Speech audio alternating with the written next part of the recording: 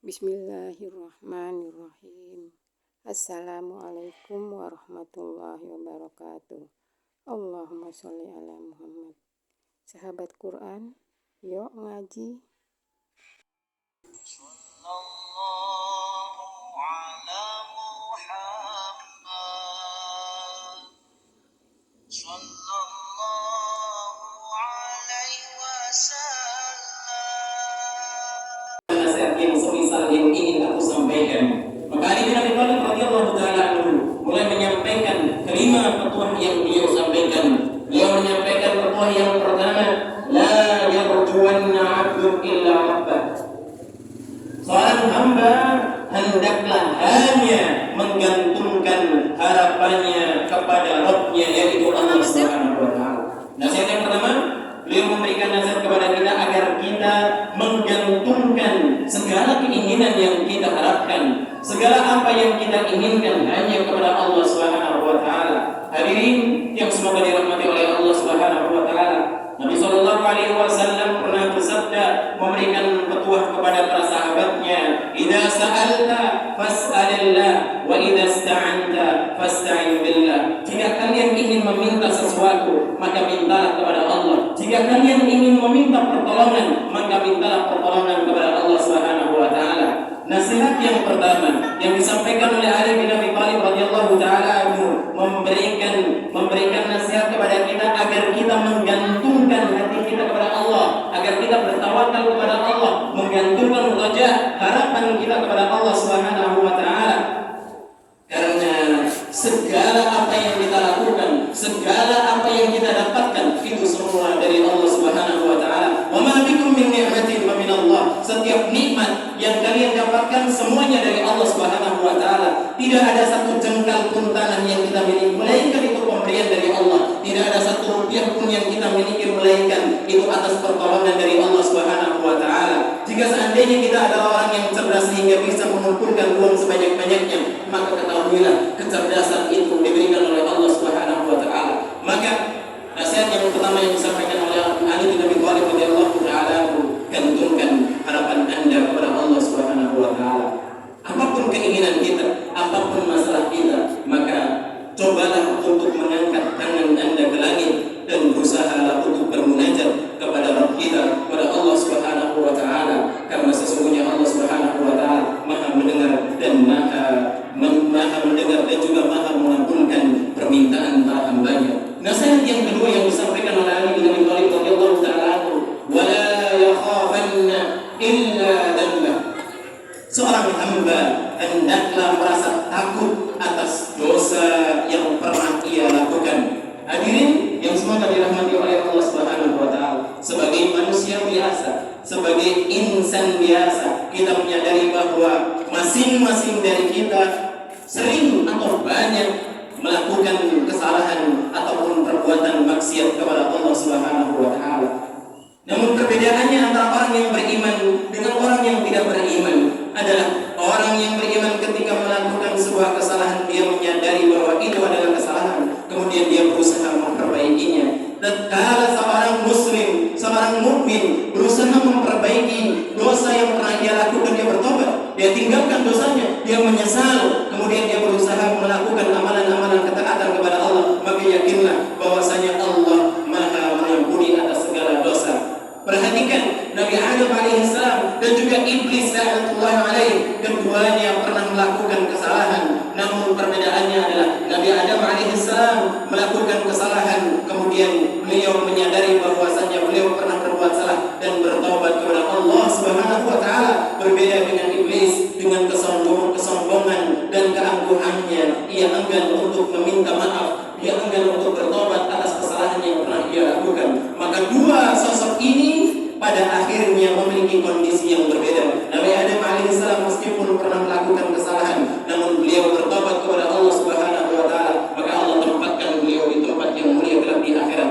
Hadirin sidang Jumat yang semoga dirahmati oleh Allah Subhanahu wa taala, dua nasihat yang pertama yang disampaikan oleh Ali bin Abi Thalib radhiyallahu taala senada dengan firman Allah tabaraka wa taala, senada dengan firman Allah tabaraka wa taala tepatnya di dalam surat Al-Hijr ayat 49 sampai ayat ke-50, di mana Allah tabaraka wa taala pernah berfirman, a'udzubillahi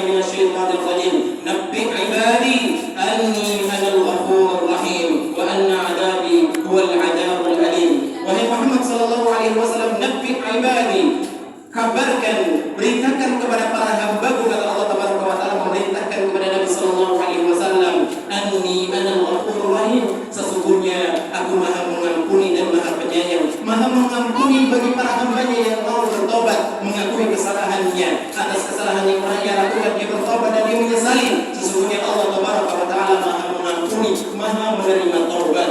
Namun Allah Tabaraka wa Ta'ala melanjutkan di ayat selanjutnya, wa anna adabi huwal adabul alim. Syekh Sa'di rahimahullah ta'ala di dalam tafsir beliau, wa ma'a hadha fala yanbaghi an yatamada bihim ar-raja' ila halil amni wal idlal. Allah Tabaraka wa Ta'ala berfirman di ayat ke-50, wa anna adabi huwal adabul alim. Adabku adalah adab yang sangat pedih. Ayat ini muncul setelah ayat menggambarkan tentang ampunan Allah yang sangat luas dan Allah Maha Penyayang. Sehingga Syekh Sa'di rahimahullah ta'ala di dalam tafsir beliau menyampaikan, bersamaan dengan datangnya ampunan, bersamaan dengan luasnya ampunan Allah Tabaraka wa Ta'ala dan luasnya kasih sayang Allah Subhanahu wa Ta'ala kepada para hambanya, jangan sampai hal ini menyebabkan harapan kita kepada Allah Subhanahu wa Ta'ala menjadikan kita masuk ke dalam golongan orang-orang yang merasa aman dengan adabnya Allah Subhanahu wa Ta'ala, sehingga ia menyepelekan dosa-dosa yang ia lakukan. Karena ingat bahwasanya inna wa anna adabi, dan sesungguhnya adabku kata Allah Subhanahu wa Ta'ala huwal adabul alim, adalah adab yang sangat pedih. Sehingga beliau Syekh Sa'di rahimahullah ta'ala sampai menyampaikan, la adab fil haqiqah,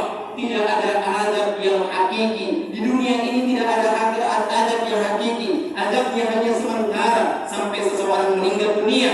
La adab fil haqiqah, tidak ada adab yang hakiki illa adab Allah alladzi la yuqaddar qadruhu wa la yublagh qadruhu. Kata beliau, adab yang hakiki adalah adabnya Allah Subhanahu wa Ta'ala alladzi la yuqaddar qadruhu, yang tidak bisa diukur bagaimana pedihnya adab Allah Subhanahu wa Ta'ala, dan tidak bisa dicapai, tidak bisa dibayangkan bagaimana pedihnya hukuman Allah Subhanahu wa Ta'ala kelak di akhirat. Hadirin sidang Jumat yang semoga dirahmati oleh Allah Subhanahu wa Ta'ala, nasihat di awal yang beliau sampaikan pertama gantungkan harapan kita kepada Allah Subhanahu wa Ta'ala, termasuk harapan akan diampuninya dosa-dosa kita. Maka bertobatlah kepada Allah jika kita pernah melakukan kesalahan.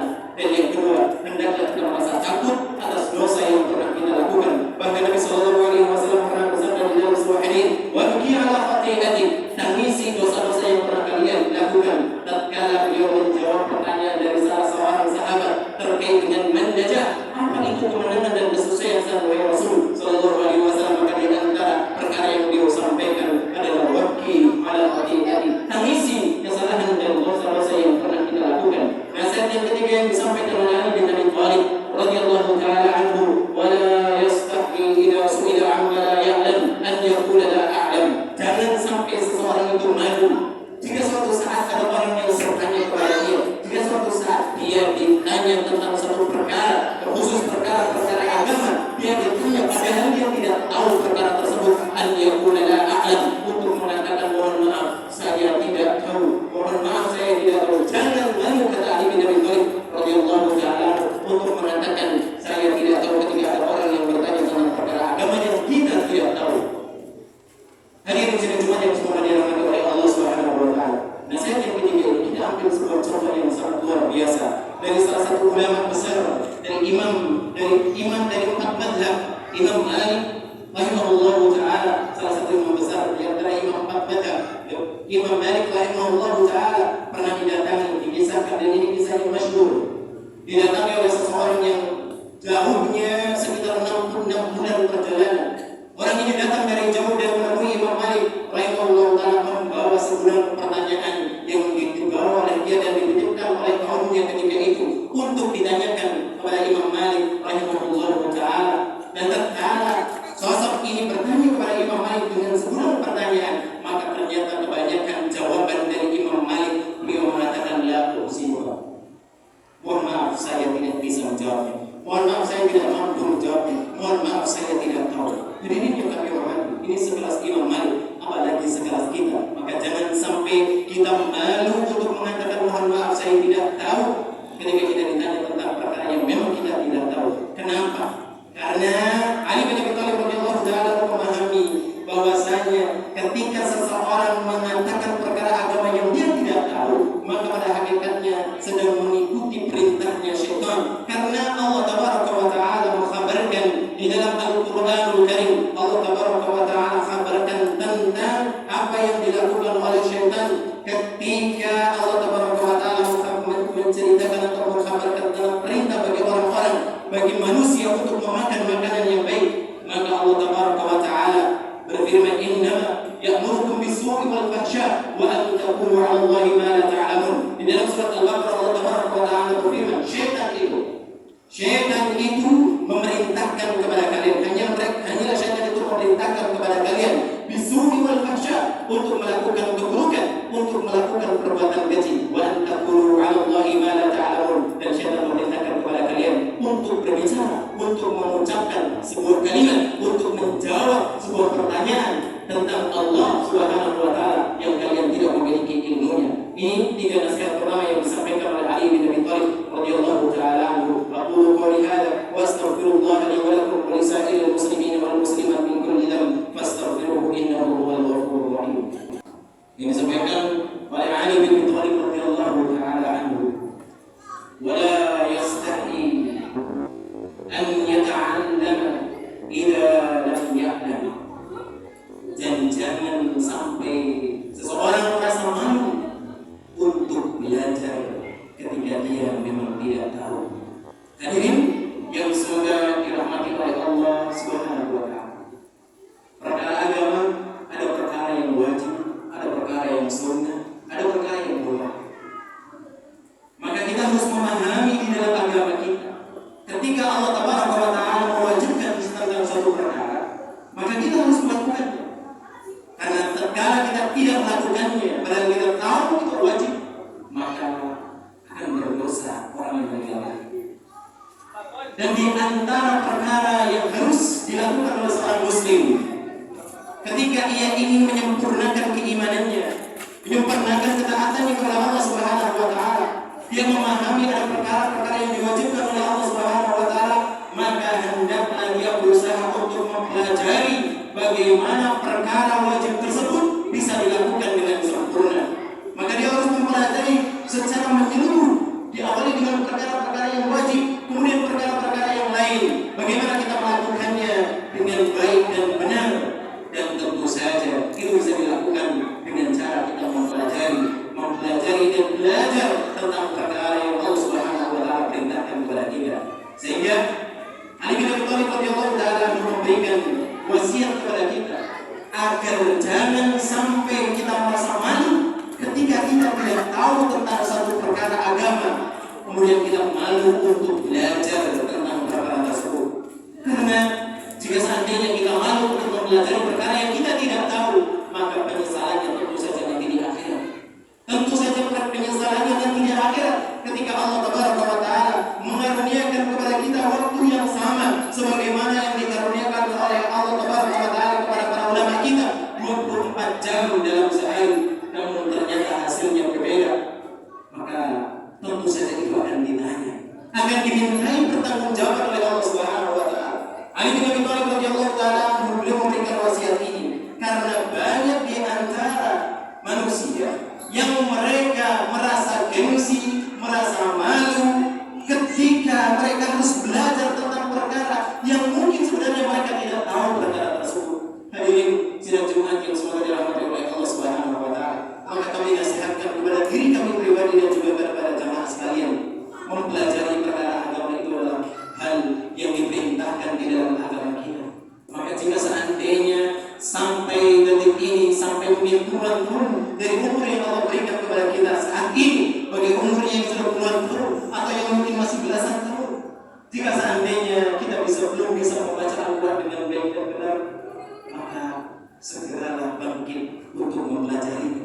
Jika seandainya kita belum bisa melaksanakan salat dengan baik dan benar, mungkin kita belum menghafal doa atau zikir sholat, atau bagi yang sudah menghafal